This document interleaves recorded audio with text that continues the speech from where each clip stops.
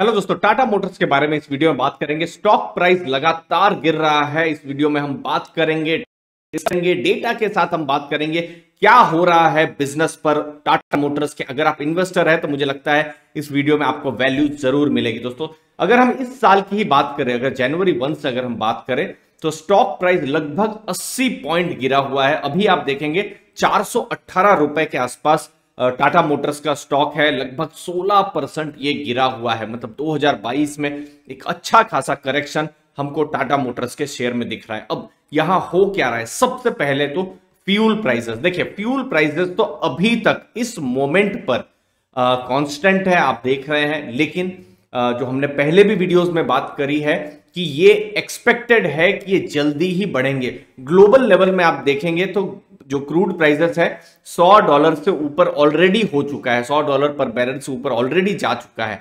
तो मार्केट देखिए, market present को नहीं, मार्केट फ्यूचर को देखती है दोस्तों। तो फ्यूचर में मार्केट को ये नेगेटिव लग रहा है। और इनफैक्ट ये टाटा मोटर्स की बात नहीं है, आप दूसरे भी आप ऑटो सेक्टर के स्टॉक्स देख सकते हैं, चाहे वो 2 व्हीलर के हो या 4 व्हीलर के हो, सभी नीचे गिर रहे हैं क्योंकि ये इंडस्ट्री के लिए ही नेगेटिव है। और मार्केट फ्यूल प्राइस चूंकि बढ़ने वाला है तो अपने आप को उस हिसाब से एडजस्ट कर रही है। 100 दिनों से प्राइस बढ़े नहीं है तेल के, जो पेट्रोल या डीजल आप जो भरवाते हैं, लेकिन एक्सपेक्टेड है अगले कुछ दिनों में तेल के भाव बढ़ेंगे।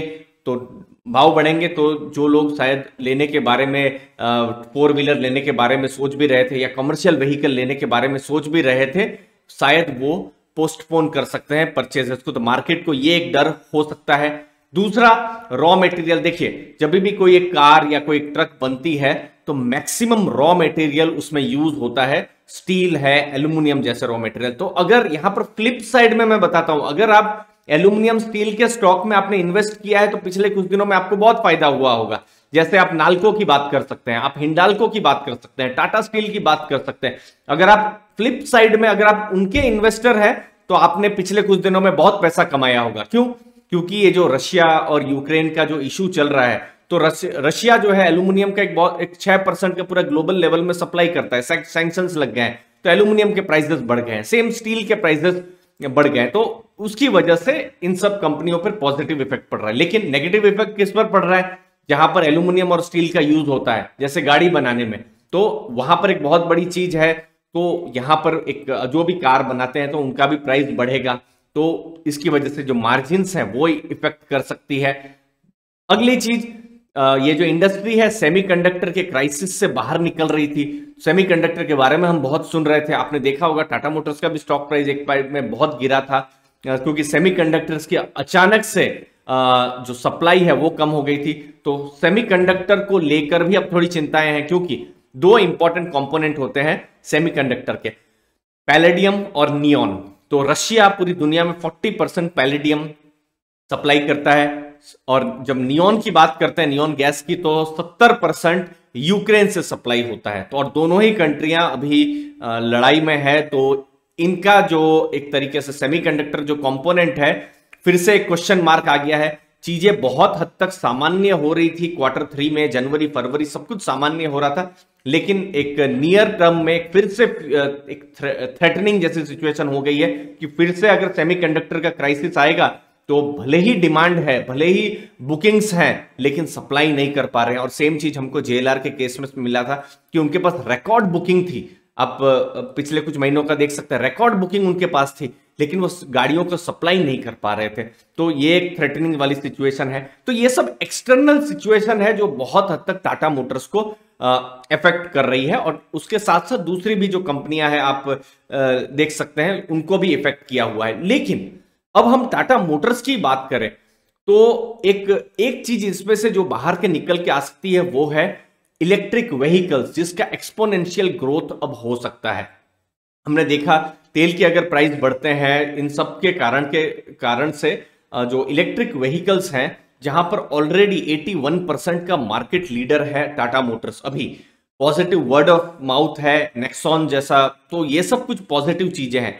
कुछ स्टेट जैसे महाराष्ट्र, गुजरात डिमांड इंसेंटिव्स भी दे रहे हैं। इलेक्ट्रिक जो ऑलरेडी तेल, जो पेट्रोल डीजल के अगर भाव बढ़ते रहे जो, तो कहीं ना कहीं इलेक्ट्रिक व्हीकल की तरफ जो ग्राहक है उनका रुझान जा सकता है।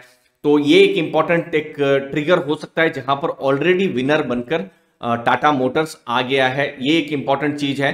दूसरी चीज, ये अभी का डेटा है। अभी का डेटा आप देखेंगे तो बहुत अच्छा डेटा। टोटल डोमेस्टिक सेल्स फरवरी 2021 में 58,366 हुई थी, जो कि फरवरी 2022 में 73,875, तो ईयर ऑन ईयर 27% बढ़ा है। तो आप ऐसा भी काउंटर कर सकते हैं कि ये सब तो बढ़ रहा है, लेकिन बात यह है कि मार्केट फ्यूचर को देखती है, मार्केट फ्यूचरिस्टिक होती है। मार्केट अभी फरवरी को नहीं देख रही है, फरवरी तो खत्म हो गया है। मार्केट अभी 3-4 महीने आगे देख रही है, उनके जो रिस्क है उसको देख रही है।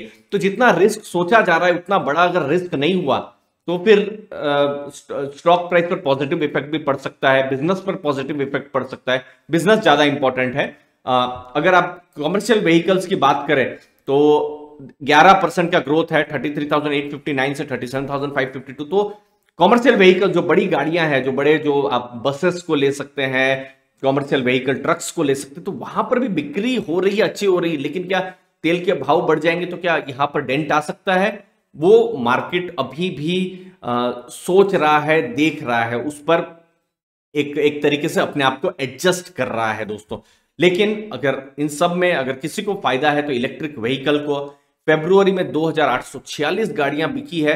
आप ईयर ऑन ईयर देखिए, लगभग 500% इंक्रीज हुआ है। 500 से 2800 से ऊपर ये गाड़ियां बिकी है। और जो बाकी भी जो उनकी जो पर्सनल व्हीकल्स हैं वो भी 39% इंक्रीज हुए। तो ये सब कुछ पॉजिटिव बिजनेस में हो रहा है, टर्न अराउंड में हो रहा है। टर्न अराउंड में इसीलिए कह रहा हूं क्योंकि टाटा मोटर्स अभी भी लॉस में है। अगर मैं 9 महीनों का बिजनेस देखूं, जहां पर आप टाटा मोटर्स जेएलआर का बिजनेस देखेंगे, तो 9 महीनों में टाटा मोटर्स ने 10,000 करोड़ का लॉस किया है, जो कि 2021 में 5,810 करोड़ का लॉस था।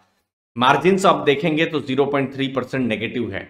अगर आप सिर्फ Q3 का रिजल्ट देखें तो 1451 करोड़ का लॉस था। तो इसीलिए टाटा मोटर्स अभी आप देखेंगे तो एक लॉस मेकिंग स्टॉक है, टर्न अराउंड स्टॉक है, जहां पर इन्वेस्टर एक्सपेक्ट कर रहे हैं कि जल्दी से टर्न अराउंड हो और प्रॉफिट की तरफ जाए, लेकिन ये प्रॉफिट की तरफ अभी तक गया नहीं है। तो अगर आप लो रिस्क इन्वेस्टर है तो फिर तो टाटा मोटर्स आपके लिए बहुत ही रिस्की स्टॉक हो जाएगा। लेकिन आप टर्न अराउंड पर भरोसा करते हैं, लॉन्ग टर्म के बारे में देखते हैं और आपको लगता है कि इंडिया में कमर्शियल व्हीकल्स फिर से साइकिल ऊपर जाएगी, टाटा मोटर्स की गाड़ियां बिकेंगी, जो पर्सनल व्हीकल है, इलेक्ट्रिक व्हीकल में टाटा मोटर्स अगर विनर बन के आएगा तो फिर आप टाटा मोटर्स को कंसिडर कर सकते हैं। लेकिन इन सब रिस्क को भी देखें और मार्केट भी उस हिसाब से अपने आप को एडजस्ट कर रहा है। तो ओवरऑल कुछ नेगेटिव्स भी हैं, कुछ पॉजिटिव्स भी हैं, जैसे कि इलेक्ट्रिक व्हीकल में क्लियर विनर आ रहा है टाटा मोटर्स, और उनके जो हमने डेटा देखें कि किस हिसाब से गाड़ियां बिक रही है। नेगेटिव में अगर आप देखेंगे तो जो हमने बात करी रॉ मटेरियल के जो प्राइसेस इंक्रीज हो रहे हैं या पेट्रोल या डीजल के जो प्राइसेस बढ़ने की बात है, तो ये सब कुछ चीजें हैं। तो आप जरूर बताइए आपके क्या व्यूज हैं। टाटा मोटर्स अभी का जो लेवल है लगभग 415-18 रुपए के आसपास है, तो बिल्कुल एक इंटरेस्टिंग, एक अट्रैक्टिव लेवल पर है या महंगे लेवल पर है? कमेंट सेक्शन में बताइए। और दोस्तों लास्ट में जाते जाते, अगर आप स्टॉक मार्केट में नए हैं, अपना डीमैट अकाउंट ओपन करवाना चाहते हैं, तो आप पेटीएम मनी को एक्सप्लोर कर सकते हैं। मैंने लिंक डिस्क्रिप्शन बॉक्स में दी हुई है। आप फ्री में डीमैट और ट्रेडिंग अकाउंट ओपन कर सकते हैं और जो डिलीवरी चार्जेस हैं वो भी फ्री में आपको मिलेंगे। दोस्तों मुझे उम्मीद है आपको वैल्यू मिली होगी। आपके कीमती समय के लिए बहुत बहुत धन्यवाद। Thank you very much.